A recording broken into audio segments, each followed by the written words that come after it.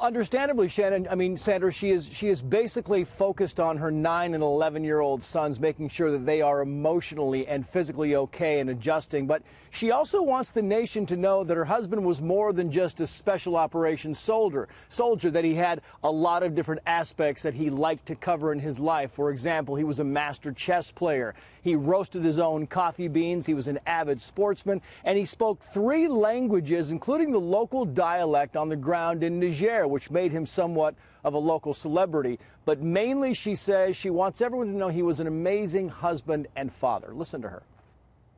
He was incredible. You know, even just this year, I was thinking 12 years, you know, has flown by, and I don't even think 50 will be enough, you know.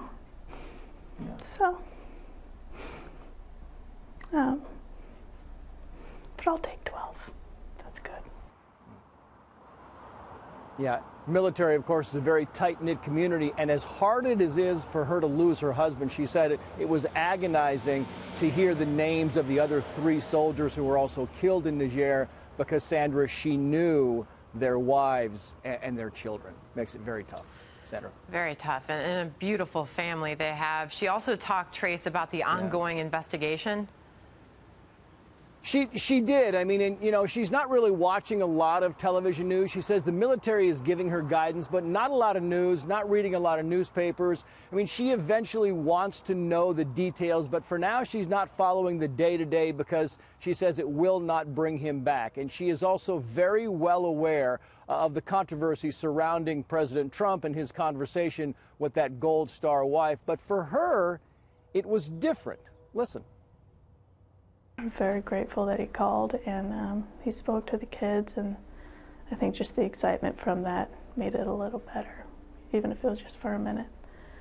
So, yeah, he was very gracious, and I appreciate anyone who calls, because, like I said, that takes quite a bit of bravery to call into that kind of situation.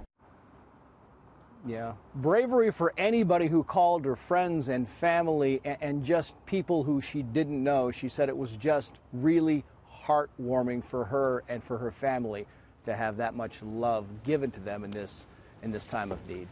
Amazing to hear her story, Trace, and amazing to hear her talk about someone, and in this case, the president, having the bravery to call her and her family, and neat to hear that he also spoke with her children.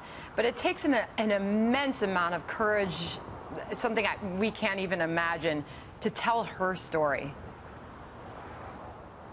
It does. And, you know, and she sat down with us, and we knew that this was going to be controversial for her because she did not want this thing politicized. She avoided the media because she did not want to politicize the death of her husband, and she thinks that's what's happening. I mean, it's very difficult when you look up at the news and you see a picture of your husband up there day after day, hour after hour, and yet nobody knows anything about them because the pictures on the screen are doing nothing more than getting you into a whole different story about the controversy of the mission and the controversy surrounding the president. So, yeah, this is what she wanted to accomplish.